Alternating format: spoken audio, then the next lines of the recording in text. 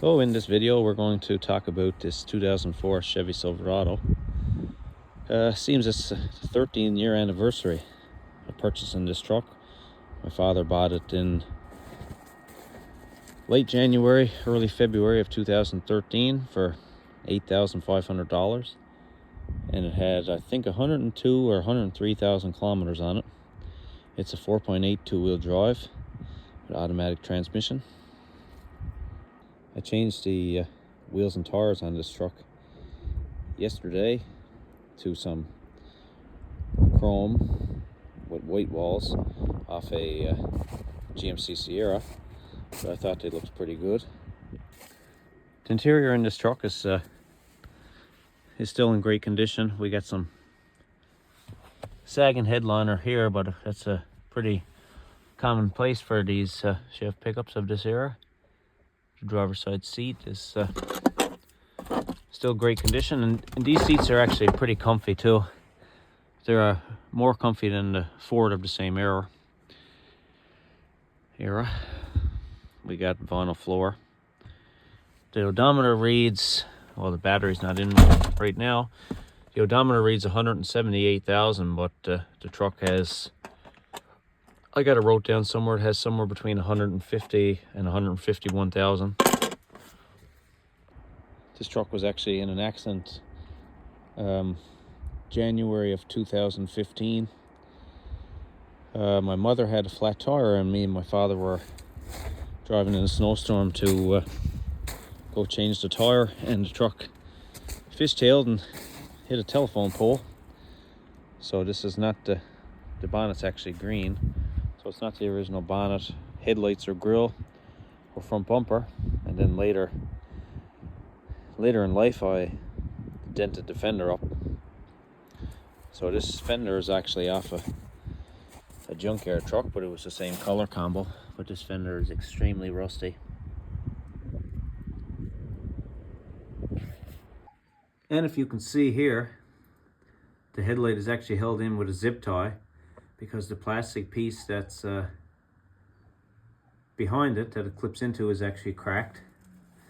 And the fender don't, if you can see here, the fender don't line up. So, because the rad sport is bent. So it strikes the door. But once the snow clears away now, I got a rad support here and the two plastic pieces for the headlights to clip into, headlights and grille to clip into. So I got to get a new fender and paint the bonnet black on it to line up the front end again.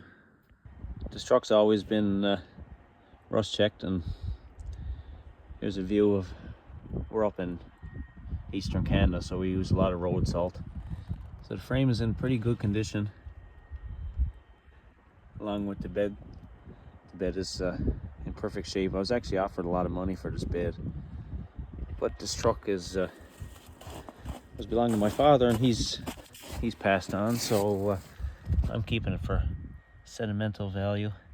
But here's a shot of the rocker panels and cab corners, and that's all the original body panels on this truck. This truck's never had any body work done to it besides the front end from the accident. And this back bumper has been changed. The truck was only 9 years old, and the original bumper, when he got it, first started to have little rust spots on it like this here. And I changed this back bumper 3 or 4 years ago. The old one was pretty much disintegrated.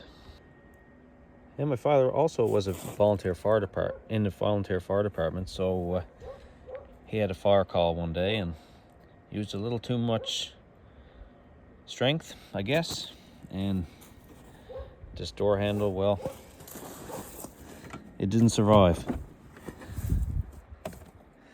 As you can see, I mentioned that the cluster has been replaced, and this cluster now is gone all whack again, so it must be a common issue with these trucks. Here's a shot of the 4.8 liter Vortec. It's a pretty good engine. The truck has had synthetic oil changes ever since we've had it, so this engine is in very good condition, even though it's kind of dirty. And it's been sitting a while, so we got some rust on the pulleys. And we get also some rat shit. But I'm going to throw that battery in now. It's a top lug, but I'm just going to clamp them on with some vice grips to get her going. I did have it going a couple of days ago, but it's still a cold start. The transmission, well, it's a Chev transmission, I guess, so it works okay. It's still going backwards and frontwards. It do slip sometimes going into third gear. I'm not sure if I can change the transmission fluid and filter and try to prolong it a bit, but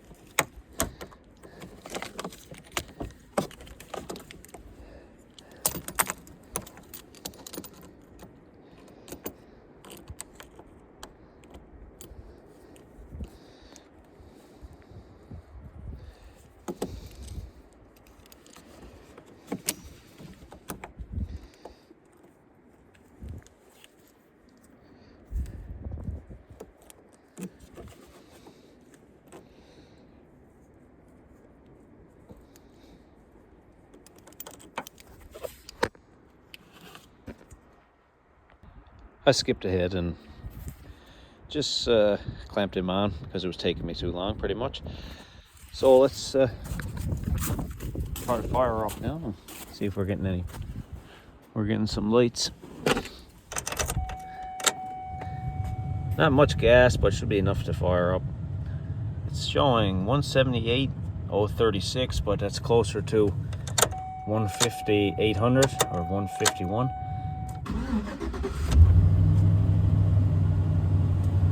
Starts right up.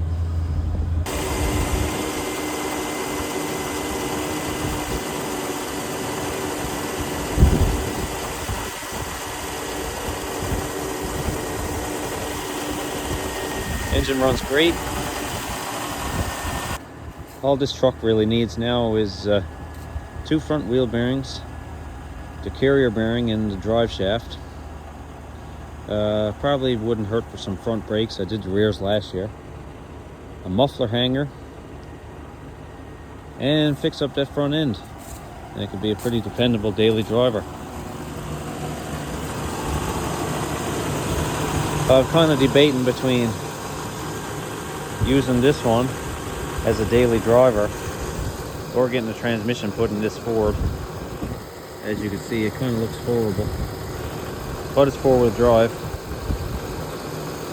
and I guess it wouldn't really matter if I drove it in the salt because it's already disintegrated.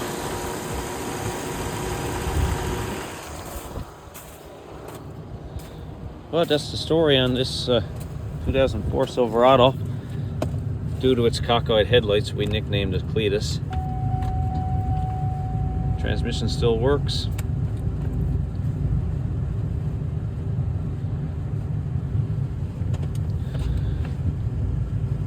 So you can let me know what you think of this old truck.